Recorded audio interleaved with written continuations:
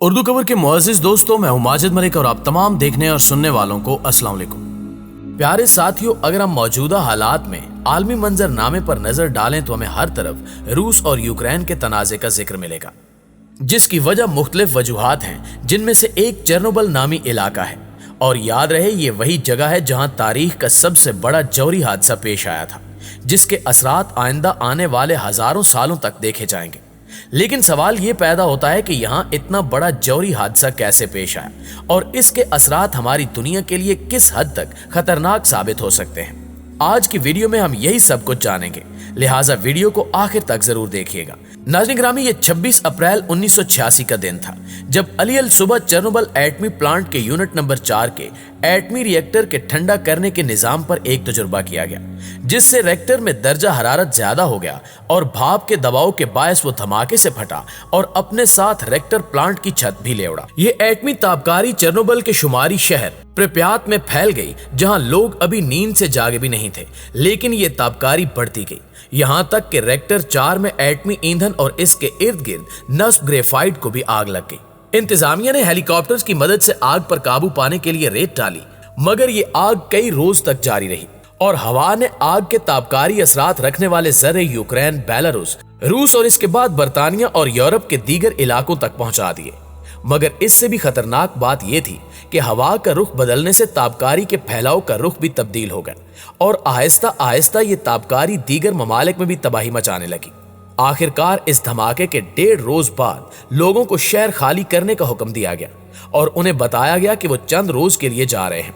इसलिए ज्यादातर लोग अपने घरों की हर चीज छोड़कर शहर से चले गए, मगर अफसोसनाक तौर पर वो दोबारा कभी वापस ना आ सके। गो के ताबकारी दूर दूर तक फैल चुकी थी, लेकिन इसके बावजूद सोवियत हुक्काम ने चेरनोबिल के हादसे की संगीनी पर खामोशी इख्तियार किए रखी और ज्यादातर लोग इस हादसे के बारे में बैरूने मुल्क की खबरों की बजाय अपने लीडरान की बातों पर भरोसा करते रहे, जो इन्हें तसल्लियां देते रहे थे।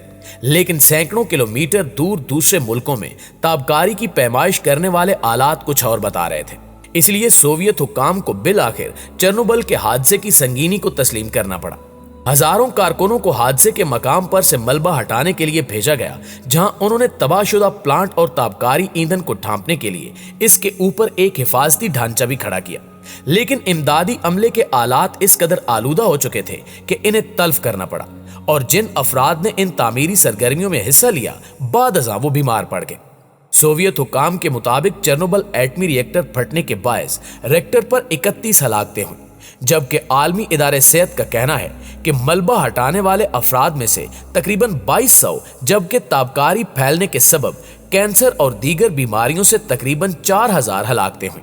इस शदीद ताबकारी के बायस सोवियत हुक्काम ने चेरनोबिल के करीब 30 किलोमीटर के इलाके को इंसानी आबादी के लिए खतरनाक करार दिया, जिसमें प्रिप्यात शहर भी शामिल था। तहम चेरनोबिल पावर प्लांट सन 2000 में अपने बंद होने तक बिजली फराहम करता रहा। चेरनोबिल के न्यूक्लियर प्लांट के गिर्द कंक्रीट की मोटी तह नहीं बिछाई गई थी, जिसे अब न्यूक्लियर प्लांट्स के लिए जरूरी करार दिया गया है। लेकिन रूस अभी तक चेरनोबिल तर्ज के एटमी प्लांट रिएक्टर्स इस्तेमाल कर रहा है।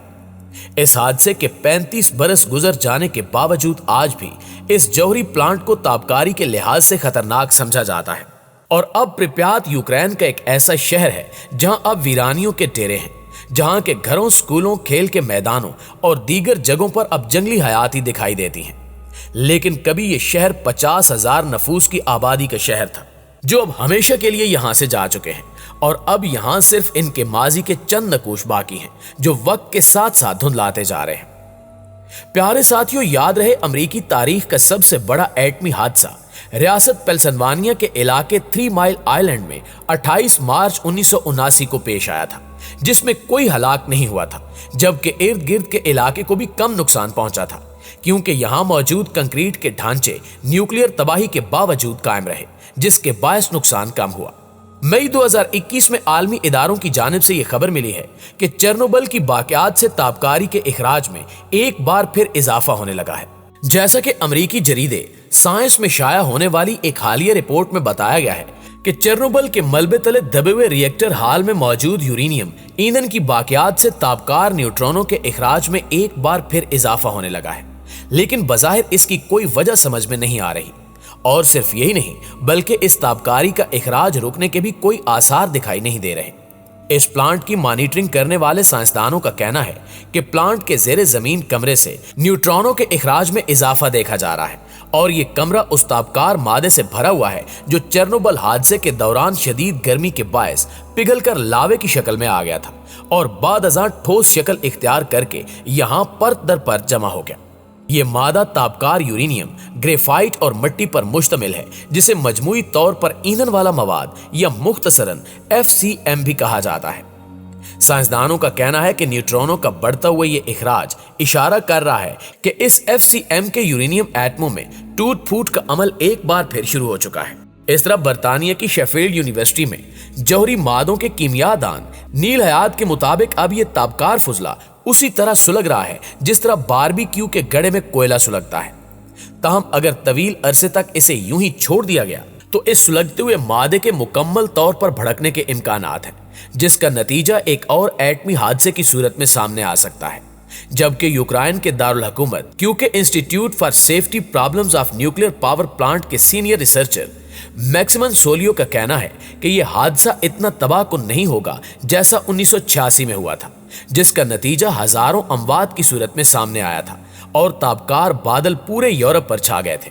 उनका कहना है कि 4 साल से उस कमरे में न्यूट्रॉनों की सतह में इजाफा हो रहा है और इसकी सतह में बगैर किसी हादसे के अगले कई साल तक इजाफा हो सकता है। लेकिन अगर इसकी सतह ऐसे ही बढ़ती रही तो फिर साइंसदानों को किसी हादसे से बचने के लिए इसका हल निकालना पड़ेगा और अगर ये ताबकार मादे एक बार फिर भड़क गए तो इनसे होने वाले धमाकों से खसूसी फौलाद और कंक्रीट के वो मजबूत जंगले तबाह हो जाएंगे जिन्हें हादसे के 1 साल बाद ही तबाह होने वाले रिएक्टर 4 के गिर्द लगाया गया था, क्योंकि ये हिफाजती जंगले अब पुराने हो चुके हैं और भारी मलबे और ताबकार मिट्टी से भरे इलाके में ये शदीद धमाके से बासानी तबाह हो सकते हैं। प्यारे साथियों, याद रहे रूस और यूक्रेन के हालिया तनाज़ात के दौरान यूक्रेन के सदर के दफ्तर से मुंसलिक ओहदेदार ने तस्दीक की है कि रूसी फोर्सेज ने चेरनोबिल पावर प्लांट पर कब्जा कर लिया है।